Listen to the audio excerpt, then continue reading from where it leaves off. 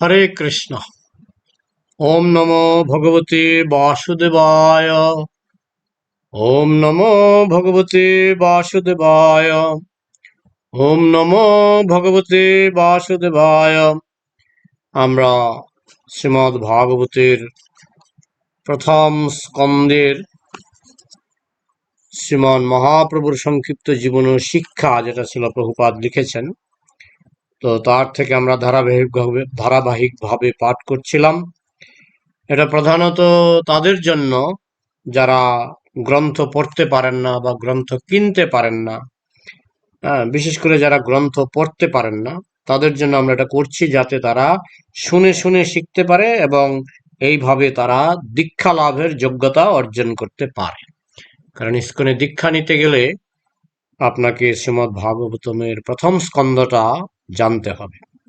হ্যাঁ, ভগবত গীতাও জানতে হবে, সেই জন্য আগেই আমাদের ভিডিও বেরিয়েছে। আর এখন শ্রীমদ্ ভক্তিবিলাস গৌরচন্দ্র মহারাজের নির্দেশে আমি শ্রীমদ্ ভাগবতের প্রথম স্কন্ধটাকে আমি এইভাবে ইউটিউবে ছাড়ার চেষ্টা করছি। জগন্নাথ পুরীতে তিনি সার্বভৌম ভট্টাচার্যকে যে কথা বলেছিলেন সে কথাই তিনি তাদের বললেন, এবং তার প্রবল যুক্তির কাছে বেদান্ত সূত্রের মায়াবাদ ভাষ্য সম্পূর্ণভাবে বিধ্বস্ত হল। সেখানকার সমস্ত সন্ন্যাসীরা শ্রী চৈতন্য মহাপ্রভুকে স্বয়ং ভগবান বলে চিনতে পেরে অত্যন্ত বিনীতভাবে বললেন, বেদময় মূর্তি তুমি সাক্ষাৎ নারায়ণ, ক্ষম অপরাধ পূর্বে যে কইল নিন্দন। সমস্ত সন্ন্যাসীরা তখন কৃষ্ণ ভক্তি পরিণত হলেন এবং তারা নিরন্তর পরমেশ্বর ভগবান শ্রীকৃষ্ণের নাম গ্রহণ করতে লাগলেন। তারপর তারা শ্রী চৈতন্য মহাপ্রভুকে মাঝখানে বসিয়ে ভগবানের প্রসাদ গ্রহণ করলেন। এইভাবে মায়াবাদী সন্ন্যাসীদের আত্মসাৎ করার ফলে বারাণসীতে শ্রী চৈতন্য মহাপ্রভুর জনপ্রিয়তা অত্যন্ত বৃদ্ধি পেল এবং হাজার হাজার মানুষ তাকে দর্শন করবার জন্য আসতে লাগলো।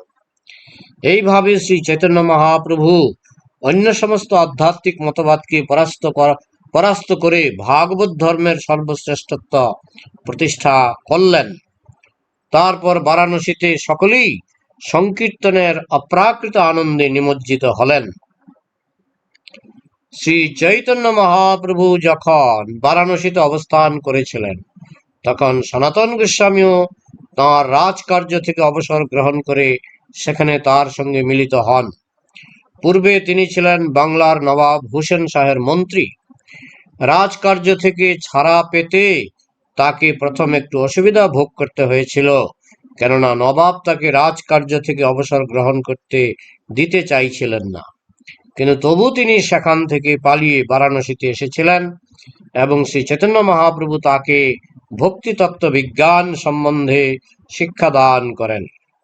তিনি তাকে জীবের স্বরূপ সম্বন্ধে শিক্ষা দান করেন, জড়জগতে জীবের বন্ধনের কারণ সম্বন্ধে, পরমেশ্বর ভগবানের সঙ্গে জীবের নিত্য সম্বন্ধ সম্পর্কে এবং পরমেশ্বর ভগবানের পরম ঈশ্বরত্ব সম্বন্ধে, বিভিন্ন অবতার রূপে তার প্রকাশ সম্বন্ধে, ব্রহ্মাণ্ডের বিভিন্ন অংশ তিনি কিভাবে নিয়ন্ত্রণ করেন, তার অপ্রাকৃত আলোয়ের প্রকৃতি, ভক্তিমূলক কার্যকলাপ, তার বিভিন্ন স্তর, ধীরে ধীরে পারমার্থিক সিদ্ধির পথে অগ্রসর হওয়ার বিভিন্ন বিধিনিষেধ, বিভিন্ন যুগে ভগবানের বিভিন্ন অবতারের লক্ষণ এবং শাস্ত্রের বর্ণনার মাধ্যমে তাদের চেনবার উপায় সম্বন্ধে শিক্ষা দান করেন। শ্রী চৈতন্য চরিতামৃতের এক বিরাট অধ্যায়ে সনাতন গোস্বামীকে দেওয়া শ্রী চৈতন্য মহাপ্রভুর শিক্ষা বিস্তৃতভাবে বর্ণিত হয়েছে। পুঙ্খানুপুঙ্খভাবে সেই শিক্ষা বিশ্লেষণ করতে গেলে তা কয়েকটি বিরাট গ্রন্থে পরিণত হবে। সে বিষয়ে শ্রী চৈতন্য মহাপ্রভুর শিক্ষা নামক গ্রন্থে বিস্তৃতভাবে আলোচনা করা হয়েছে। মথুরায় শ্রী চৈতন্য মহাপ্রভু বিভিন্ন গুরুত্বপূর্ণ তীর্থস্থানগুলি দর্শন করতে যান। তারপর তিনি বৃন্দাবনে যান। শ্রী চৈতন্য মহাপ্রভু আবির্ভূত হয়েছিলেন এক অতি বর্ধিষ্ণু ব্রাহ্মণ পরিবারে। আর তার উপর সন্ন্যাসী রূপে তিনি ছিলেন সমস্ত বর্ণ এবং আশ্রমের গুরু। কিন্তু তিনি সব শ্রেণীর বৈষ্ণবদের কাছ থেকে প্রসাদ গ্রহণ করতেন। মথুরার সনরিয়া ব্রাহ্মণদের সমাজকে নিম্ন শ্রেণীভুক্ত বলে গণ্য করা হতো, কিন্তু শ্রী চৈতন্য মহাপ্রভু এক সনরিয়া ব্রাহ্মণের ঘরে ভোজন করেছিলেন, কেননা সেই ব্রাহ্মণটি ছিলেন শ্রীপাদ মাধবেন্দ্রপুরীর শাখায় দীক্ষিত। বৃন্দাবনে শ্রী চৈতন্য মহাপ্রভু যমুনার 24টি বিশেষ বিশেষ ঘাটে স্নান করেছিলেন। তিনি বৃন্দাবনের 12টি বিশেষ বিশেষ বনে ভ্রমণ করেছিলেন। সেই সমস্ত বনের পশু পাখিরা তাকে পেয়ে আনন্দে অধীর হয়ে উঠেছিল। সে সম্বন্ধে শ্রী চৈতন্য চরিতামৃতে বর্ণনা করা হয়েছে। পথে গাভী ঘটা চড়ে প্রভুরে দেখিয়া, প্রভুকে বেড়ায় আসি হুঙ্কার করিয়া। গাভী দেখি স্তব্ধ প্রভু প্রেমের তরঙ্গে, বাৎসল্যে গাভী প্রভুর চাটে সব অঙ্গে। সুস্থ হইয়া প্রভু করে অঙ্গ কন্দুয়ান, প্রভু সঙ্গে চলে নাহি ছাড়ে ধেনুগান। কষ্টে সৃষ্টে ধেনু সব রাখিল গোয়াল, প্রভু কণ্ঠধ্বনি শুনি আইসে মৃগীপাল। মৃগ মৃগী মুখ দেখি প্রভু অঙ্গ চাটে, ভয় নাহি করে সঙ্গে যায় বাটে বাটে। শুক পিক ভৃঙ্গ প্রভুর দেখি পঞ্চম গায়, শিখি গণ নৃত্য করি প্রভু আগে যায়। প্রভু দেখি বৃন্দাবনের বৃক্ষলতা গণে, অঙ্কুর পুলক মধু অশ্রু বরিশনে। ফুল ফল ভরি ডাল পরে প্রভু পায়, বন্ধু দেখি বন্ধু যেন ভেট লইয়া যায়। প্রভু দেখি বৃন্দাবনের স্থাবর জঙ্গম, আনন্দিত বন্ধু যেন দেখে বন্ধুগণ। তা সবার প্রীতি দেখি প্রভু ভাবাবেশে, সবাসনে ক্রীড়া করে লয়া তারও বসে। প্রতি বৃক্ষলতা প্রভু করেন আলিঙ্গন, পুষ্পাদি ধ্যানে করেন কৃষ্ণে সমর্পণ। অশ্রুকম্প পুলক প্রেমে শরীর অস্থির, অশ্রুকম্প পুলক প্রেমে শরীর অস্থিরে। কৃষ্ণ বল কৃষ্ণ বল কৃষ্ণ বল বলে উচ্চ ঈশ্বরে। স্থাবর জঙ্গম মিলি করে কৃষ্ণধ্বনি, প্রভুর গম্ভীর স্বরে যেন প্রতিধ্বনি। শ্রী চৈতন্য চরিতামৃত মধ্যলীলা 17 অধ্যায় 194 থেকে 206 নম্বর শ্লোক। বৃন্দাবনের যে সমস্ত বিশেষ বিশেষ স্থানে শ্রী চৈতন্য মহাপ্রভু গিয়েছিলেন তার কয়েকটি হচ্ছে কাম্যবন, আদিশ্বর, পাবন সরোবর, খাদির বন, শেষশায়ী, খেলা তীর্থ, ভান্ডির বন, ভদ্রবন, শ্রীবন, লৌহবন, মহাবন, গোকুল, কালীয়রথ, দ্বাদশাদিত্য, কেশী তীর্থ ইত্যাদি। তিনি যখন শ্রীকৃষ্ণের রাসনৃত্যের স্থানটি দর্শন করেছিলেন তখন তিনি প্রেমাবেশে অচেতন হয়ে পড়েছিলেন। যতদিন তিনি বৃন্দাবনে ছিলেন তিনি অক্রুর ঘাটে অবস্থান করেছিলেন। তাঁর ভৃত্য কৃষ্ণদাস বিপ্র মাঘ মেলার সময় প্রয়াগে স্নান করার জন্য সেখানে তাকে যেতে অনুপ্রাণিত করলেন। সেই আবেদনে শ্রী চৈতন্য মহাপ্রভু সম্মত হয়েছিলেন এবং তারা প্রয়াগের উদ্দেশ্যে যাত্রা করলেন। পথে তাদের সঙ্গে কয়েকজন পাঠানের সাক্ষাৎ হয়। তাদের মধ্যে একজন ছিলেন মুসলমান শাস্ত্রে পারদর্শী মৌলানা। তার সঙ্গে এবং তার সহচরদের সঙ্গে শ্রী চৈতন্য মহাপ্রভুর কিছু কথোপকথন হয় এবং তিনি মৌলানাটিকে বুঝান যে কোরআনেও শ্যাম সুন্দর শ্রীকৃষ্ণের এবং ভাগবত ধর্মের বর্ণনা রয়েছে। তারপর সেই সমস্ত পাঠানেরা তার আনুগত্য বরণ করে ভগবত ভক্তে পরিণত হন। তিনি যখন প্রয়াগে উপস্থিত হন তখন শ্রীরূপ গোস্বামী এবং তার ঘনিষ্ঠ ভ্রাতা অনুপম তার সঙ্গে বিন্দু মাধব মন্দিরের সন্নিকটে সাক্ষাৎ করেন। তখন সমস্ত প্রয়াগবাসী গভীর শ্রদ্ধা সহকারে শ্রী চৈতন্য মহাপ্রভুকে স্বাগত জানান।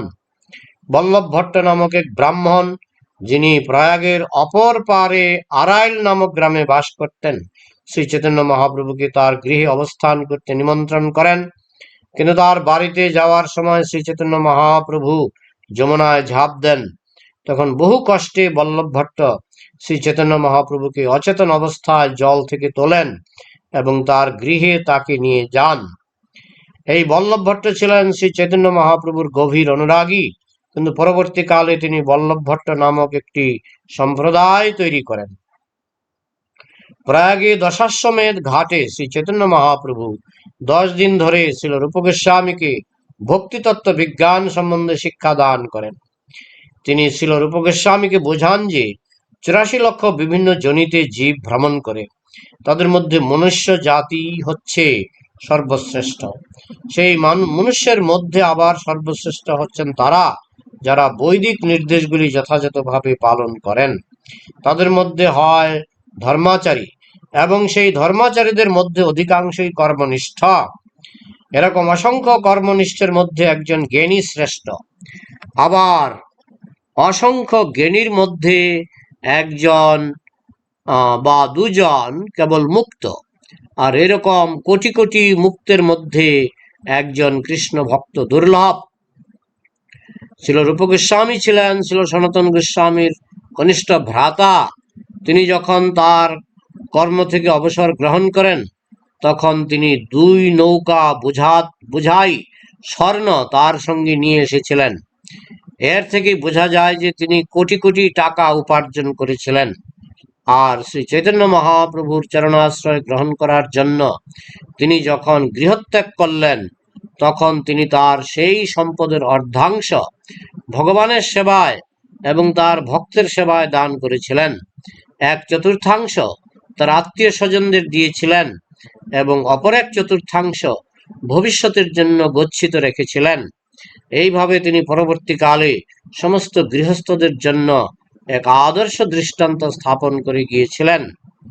শ্রী চৈতন্য মহাপ্রভু ছিল রূপ গোস্বামীকে ভগবত ভক্তি সম্বন্ধে শিক্ষা দান করে বলেছিলেন যে এই ভক্তি হচ্ছে একটি লতার মতো, এবং তিনি তাকে উপদেশ দিয়েছিলেন অত্যন্ত যত্ন সহকারে এই ভক্তিলতাকে শুদ্ধ বৈষ্ণবের চরণে অপরাধরূপী মত্ত হস্তির আক্রমণ থেকে অত্যন্ত সাবধানতার সঙ্গে রক্ষা করতে।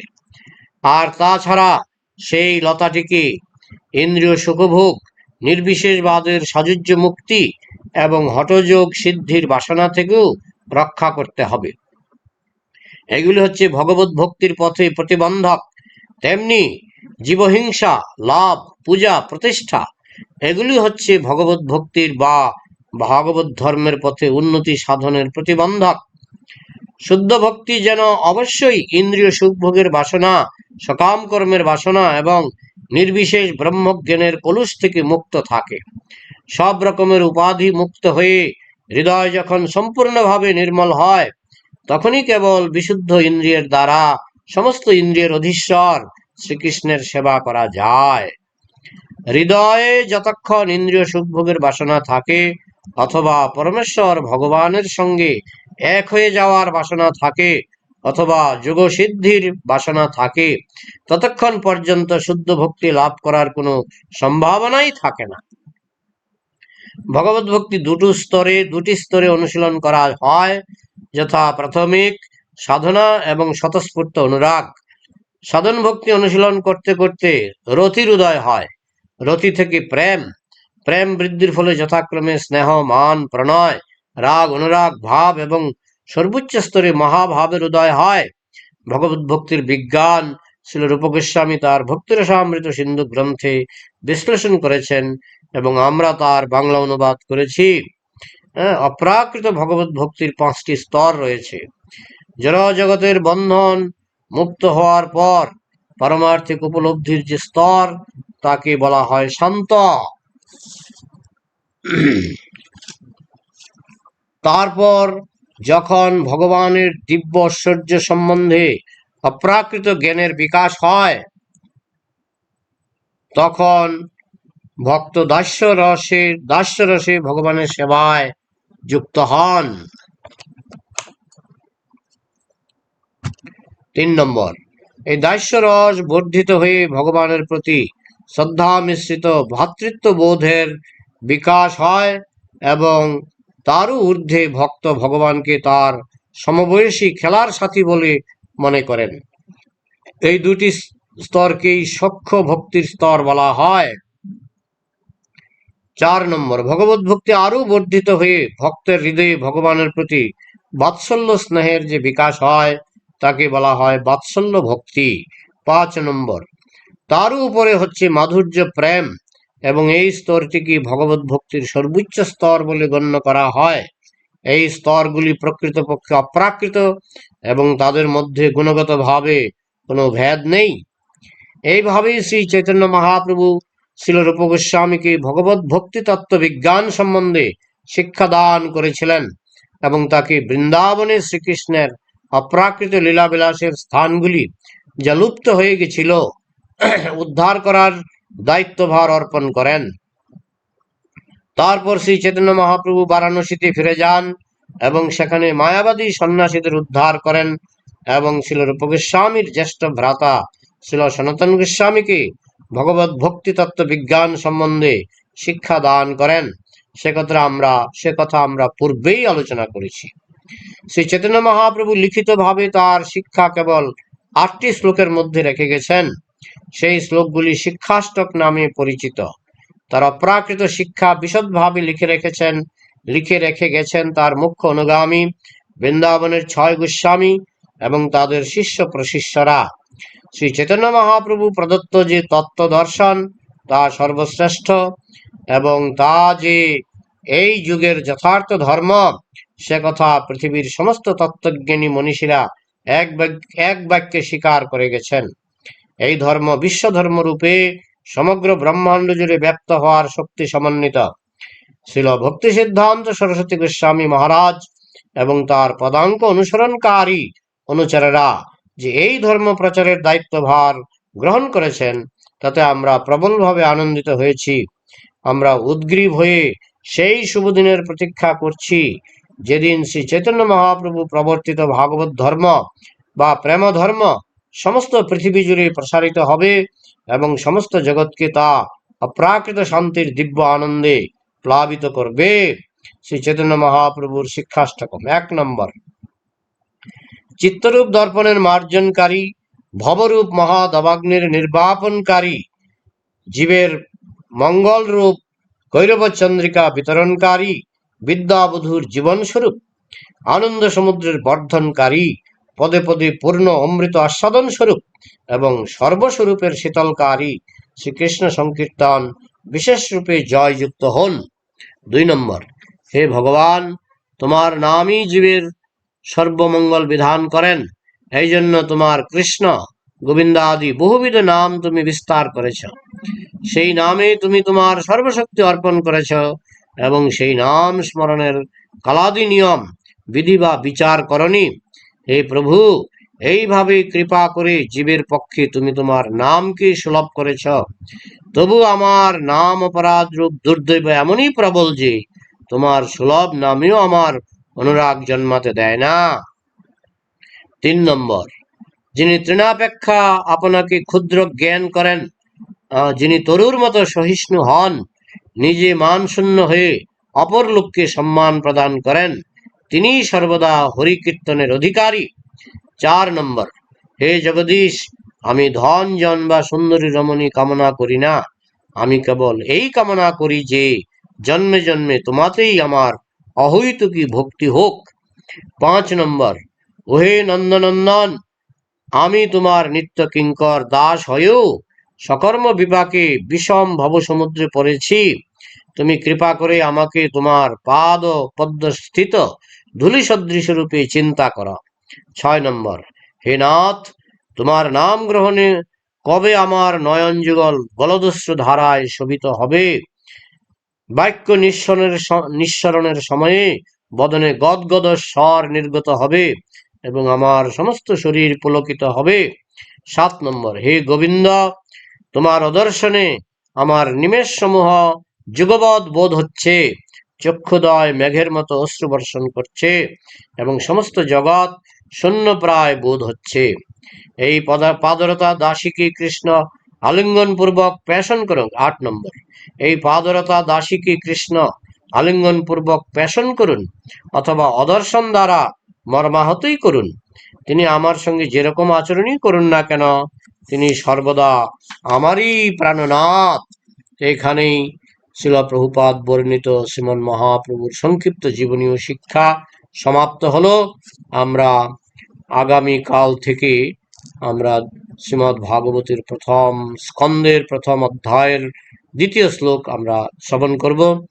আমরা প্রথম শ্লোকটি আগেই শ্রবণ করেছিলাম, তো এখানে রাখছি। জয় শিল প্রভুপাদ কি, শ্রীমদ্ ভাগবতম কি, সমবেত বৈষ্ণব ভক্তবৃন্দ কি, নিতাই গৌর।